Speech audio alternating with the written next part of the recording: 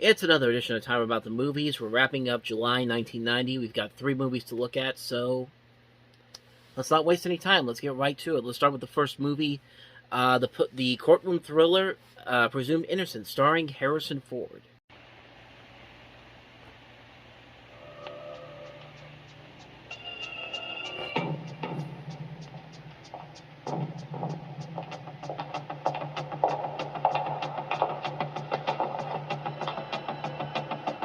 It's gonna be so good.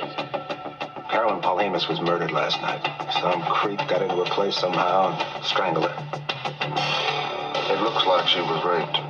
Rusty, I want you to handle this case personally. You're the only one around here I can trust.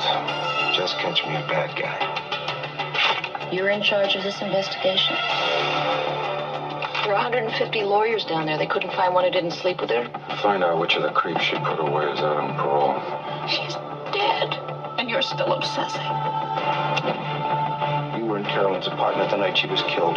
We've got the fingerprint results. There's a call from your house to hers that night. This is absurd. Go ahead, play cool. I know. You killed her. You're the guy. Why did you tell me about you and Carolyn? This is my life. We're not talking about some gossip. But indeed, you will go to trial. You're still in love with her. How dare you think that I could do a thing like that?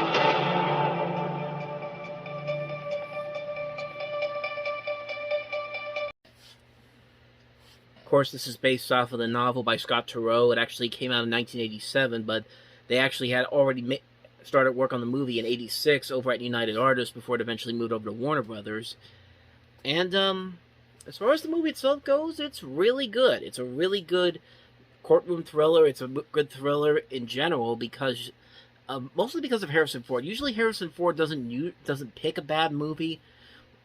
Every once in a while, maybe he'll pick a movie that's very underwhelming, but he will usually give it his all, and this is one of those movies where he's definitely given it his all in this performance.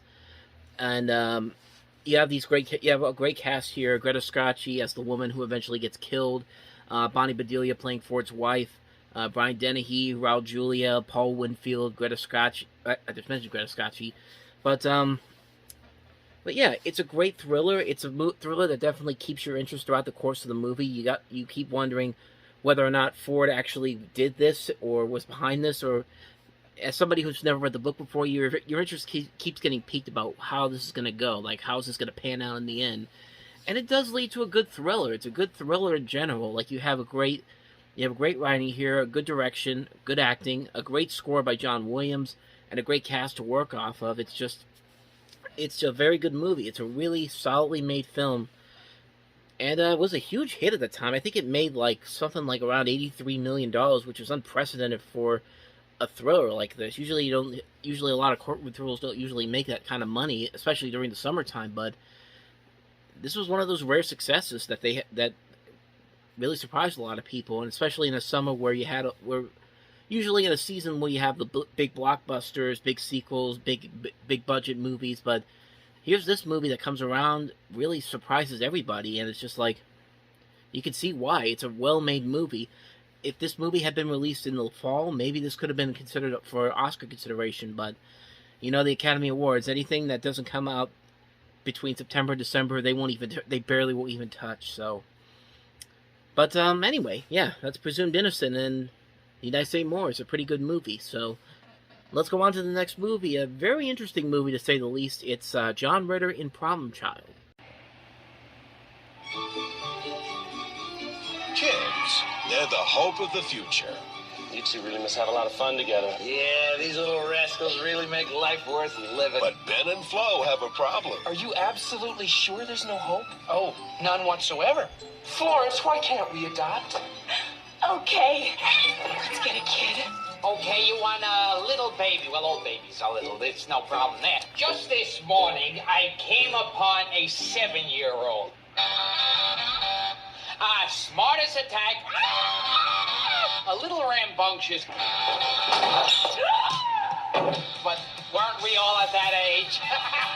Oh, he does look very presentable in that little bow tie. He's evil. We can at mine. Look what he did in art class. Skeletons, headless corpses. No, please, don't hyperventilate. Either Junior goes or you find yourself some new nuns. Hey, we must have gotten the pick of the litter. Look, everyone's come out to see him off. I would like to proudly present the newest member of the Healy family, Junior. He's got the face of an angel. It's the devil. I hope you guys are insured. He's got a special way with pets. Poor Fuzzball. She'll never be the same. He's got the keys to the car. My new car!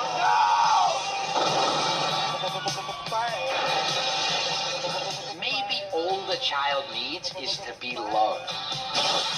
Tired of the bone. We've adopted Satan. You took him, he's yours. That's because you condescend to him. What am I supposed to do with the little creep? He's already been returned 30 times. He's mad.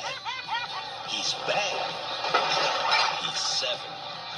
I'm gonna be 8 in 2 weeks. Don't count on it. John Ritter. Here's Daddy. Problem child. It's an interesting movie because of, well, a lot of things. Well, for one thing, this movie was heavily panned by critics. It was a movie that, if you go to Rotten Tomatoes, I believe it has a 0% on Rotten Tomatoes. And usually if a movie has a 0% on there, chances are the movie is really terrible, like one of the worst movies ever made. And yet this movie really didn't matter to a lot of people. Even though there was no Rotten Tomatoes in 1990, people went to go see this movie. I mean, it made back its budget of $10 million in the first weekend and went on to gross almost 6 times that amount after it was all said and done. It made around $55 million domestically, which is incredibly unexpected for a movie that was slashed by critics all over the country. And I don't know why. I mean, it's because I've watched this movie before. I remember watching it as a kid. There's nothing really all that special about it, but I think it's because it is so mean-spirited and so cruel and just so insanely over the top and ridiculous that people just admire what they were able to do here. I mean, John Ritter is really working his butt off in this movie, as is Amy Yazbek. Gilbert Gottfried, rest in peace. He's in this movie. He's very good here. Michael Richards is very fun in this. Jack Warden's very good. The kid, Michael Oliver, he's a complete asshole, but he's a fun asshole to watch. It's weird. It's a movie that I feel like should be hated more, but watching it again, I really don't see... I mean, it's not that bad of a movie. It's actually kind of a fun, nostalgic cult movie. You can see why it has this cult following to it. And I think mostly because I've seen movies like Clifford where they try to do the same thing, except with Martin Short as the little kid when he's an adult, and Charles Grodin as the father, which did not work well at all. We'll get to that one when we get to that one. But I think it's also because of the writing of Scott Alexander and Larry Karzeski, if I'm even pronouncing that right. But these two guys also wrote Ed Wood. They also wrote a number of movies. They also wrote... I'm trying to think of what else they wrote. 1408. They also wrote Problem Child 2, which... I mean, it's one of those things where it's just like... They know how to make a fun, dark, black comedy, and the results speak for itself. This is a fun movie. Probably not a great movie overall in terms of story and just in general the tone of the movie, but it's just a fun movie all around. It's a ridiculously stupid movie, but it's a good, fun, ridiculously stupid movie. It's a movie that definitely deserves the cult following. It's not a great movie, but it's just so fun that you can't help but enjoy it. So that's my thoughts on Problem Child. So let's go ahead and move on to the last movie, and that is Chicago Joe and the Showgirl.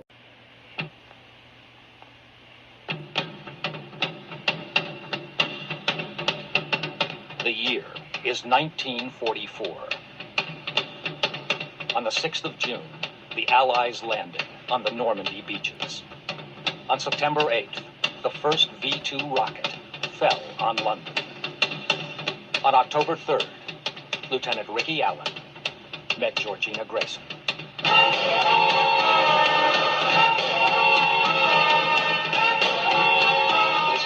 honey. Anywhere special you want to go? Anything you want to do? I'd like to do something really dangerous. See this gun? This gun's real special. So come on. I dare you. I mean, I know there's a war going on and all, but hey, where's the quality gun, huh? Where's the class, huh? All the world's out there, baby. Let you, Governor.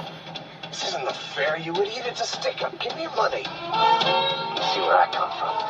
We just as soon kill a man as we would take out our garbage. American gangster, friend of Al Capone's. This is a big-mouth yank, honey pie. Don't you ever want to get some rest? We can rest in the grave.